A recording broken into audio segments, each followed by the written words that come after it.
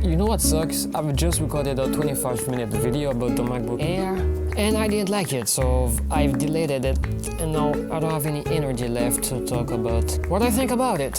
For the intro, when you want to do something and your computer doesn't want to follow your orders, it's just the worst thing in the universe. So let me talk to you about my experience with this thing. I've been using it for the past 30 days, so intro.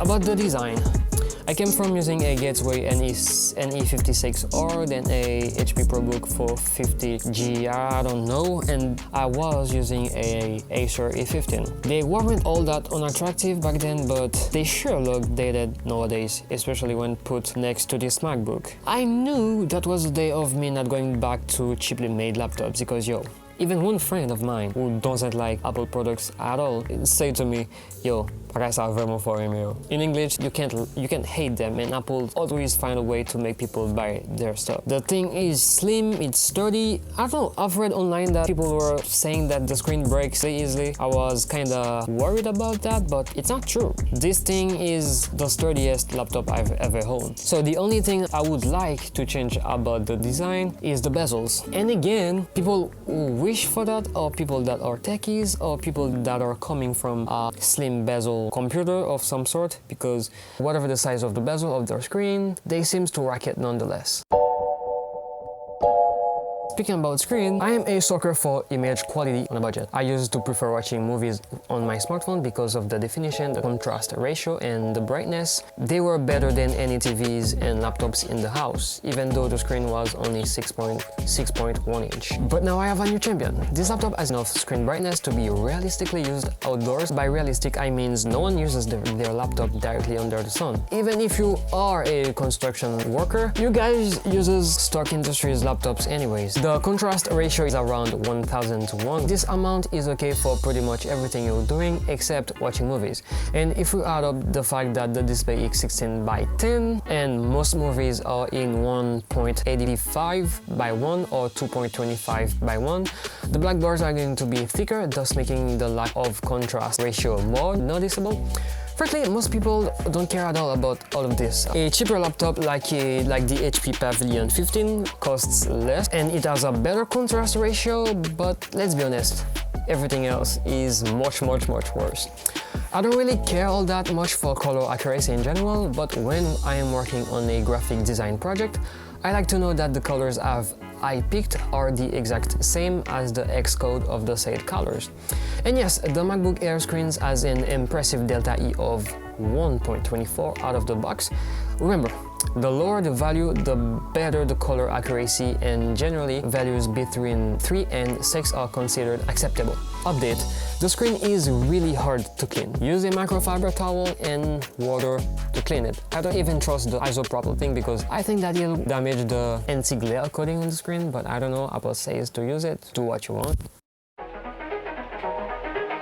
The laptop was released back in 2020. There's already an infinity of videos about it, so talking about specs right now would be atrociously ridiculous. Let's talk instead about my experience. My previous work laptop had an Intel i5-7200U CPU with 2 cores and 4 threads using only 8 gigs of DDR4 memory, with 128 SATA SSD and a 1TB 5200 RPM hard disk drive. I've used it primarily to edit 1080p videos, working with 1080p After Effects compositions, so I've learned to squeeze the last drop of performance that I could get because, let's face it, it was fast enough to handle everyday stuff, but sometimes those 1080p After Effects visual effects put some stress on it. If you own a laptop just for the sake of owning one, this package just works. You will rarely, if never, encounter major slowdowns. This thing can read any media files with the right media player.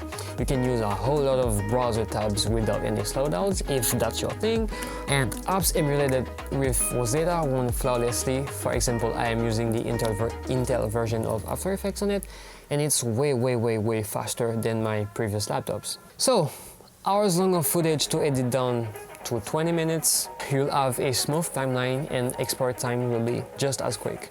You have graphics to animate inside After Effects. If you take into consideration that this is a fanless laptop, you use 1080p compositions, deactivate unnecessary layers, this thing will get the job done really well. 150 plus raw picture coming from my Canon DSLR to edit inside Lightroom, then making flyers with a lot of layers, with a lot of high resolution pictures. Barely an inconvenience. The object selector tools, which would crash Photoshop on the Acer, works really great on the M1. If you accept this laptop to be able to play back some footage with denoising or edge sharpening effects applied on them, you either don't know anything about audio or you overestimated the M1 SoC.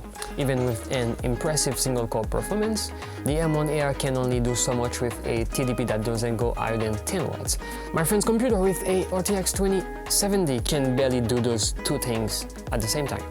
And one thing I've learned to appreciate is a silent laptop, because the HP G32, which is running under Linux, outputs a lot of heat and noise. This thing doesn't produce any of it. The Acer was difficult to hear too, but this one is physically silent. Battery life is A+, and like I said, this segment is really important for me because I live in a country where electricity is a thing that I have to think about because of power outages. So far, these laptops is just really impressive. I can, while editing a video on DaVinci Resolve, work on a picture in Photoshop, then import it to Resolve, export it, then when I'm done, following courses on Coursera, watching anime, I don't know. I can do everything I want without thinking about charging it again. And if I'm commuting with this thing, it'll last for more than 3 days of usage. I don't have anything really negative to say about the keyboard. I'd give the edge to the Acer A15 just because of the longer travel distance of the key, making them more comfortable. I'm not really a keyboard savvy user, but the key feels okay to type on. It took me some days to get used to the key spacing, and after that my typing accuracy improved by a whole lot. The camera is overall usable, and the microphone level and clarity is just impressive. The video quality is questionable, but other than that the audio seems pretty okay. It's better to have a lesser quality picture and a high quality audio instead of having a high quality picture and a lesser audio anyways. So for me, this combo just works. And the speaker quality is actually very impressive. When I first heard some music with the speakers, I was asking myself where the extra quality I couldn't hear from the other devices came from. The audio was loud with nearly no distortions when pushed to the max volume. It's detailed, and the stereo separation and reproduction is really nice to see coming from such a small chassis. And some people even complain about the port situation of the Mac, but I haven't found myself in a situation where my dongle didn't do the job for me, or I was in the need of more ports. I will say it, I prefer having 2 high-speed USB ports rather than slow ones, adding that I already have 3 high-quality USB cables at home, but I think that the problem will surely arrive when I need to work with someone and I've forgotten the dongle. So this is somewhat an overview of my experience with this MacBook Air. I'll make sure to make more videos about it in the following days, or if you think I've missed something important and you want me to talk about it, I've already read it. You can post your questions there, and basically you can find me over Instagram, Twitter if you want. My name is Kinsley, and that was my experience with the MacBook so far, and I will see you in the next video.